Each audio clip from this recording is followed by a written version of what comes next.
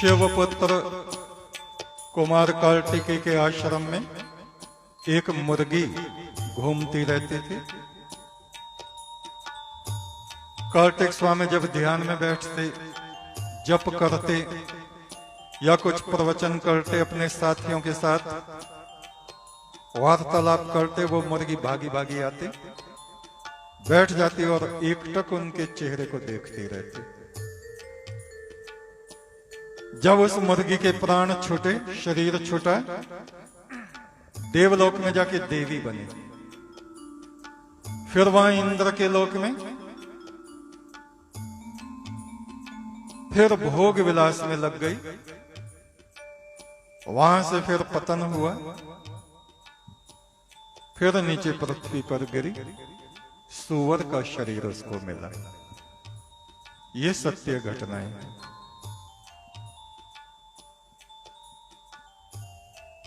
बाली प्रभु राम के वक्त में पेड़ की आड़ से प्रभु राम ने जो छुप के तीर मारा था बाली को, कहते हैं वही अगले जन्म में बहलीक नाम का शिकारी बना और कृष्ण महाराज के पैर में तीर मारा और उसी से उनकी मृत्यु हुई।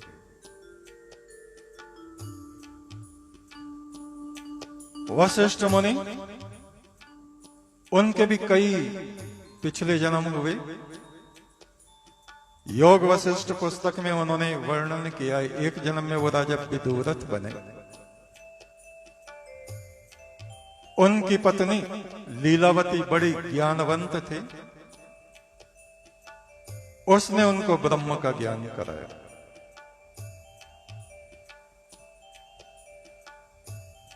प्रभु राम के पूर्वजों में कोई एक राजा अज हुए, उनके यहां एक पुत्री का जन्म हुआ, उसका चेहरा बकरी जैसा था। कहते हैं पिछले जन्म में वो बकरी थी, ऋषि मुनियों के आश्रम में चुगती थी, वेद मंत्रों के गुंजार उसके कानों में पड़ती थी और किसी समय में वो चलती चलती पहाड़ से नीचे गिरी और पेड़ों में अटक गई। नीचे गंगा की धारा बहती थी और वो उन पेड़ों में अटकी अटकी मर गई और उसका शरीर सूख गया, कौवे चील खा गए, हड्डियां बच गईं, टूट फूट के हड्डियां गंगा जी में गिर गईं और उस कारण से वो राजा अज की पुत्री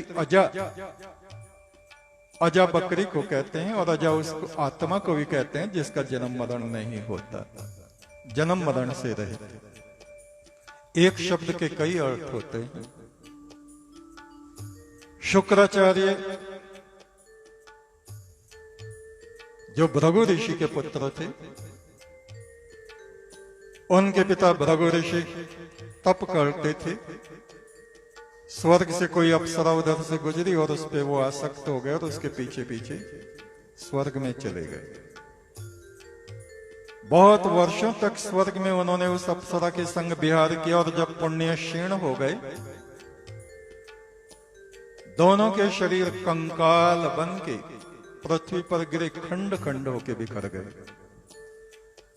उसके पश्चात बहुत से उनके जन्म हुए, कभी चांडालों के कुल में, कभी किसी कुल में, कभी किसी कुल में, कभी कहीं, कभी कहीं, कभी कहीं, और अंत में फिर जब उन्होंने तप किया शुक्राचार्य ने, तो फिर से उनको ऋषि का शरीर प्राप्त हुआ और काल पुरुष का आवाहन जब भृगु ऋषि ने किया कि मेरा पुत्र कहाँ है, वहां देखा हड्डियां पड़ी।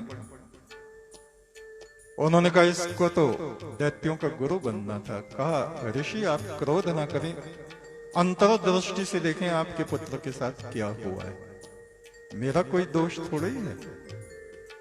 मनुष्य के अपने कर्मों का दोष होता है और वो भाग्य को, काल को, विधाता को दोष देता रहता है।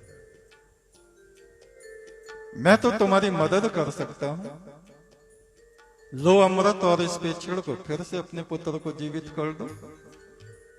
लेकिन मनुष्य में जो वासनाएं रहती हैं वो खत्म कब होती हैं?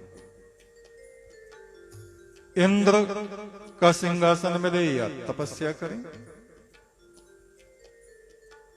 पंच तत्व का शरीर है तो पंच विकार तो उसमें भरे रहेंगे। उनका जो शोधन कर लेते हैं वे कोई कोई होते हैं।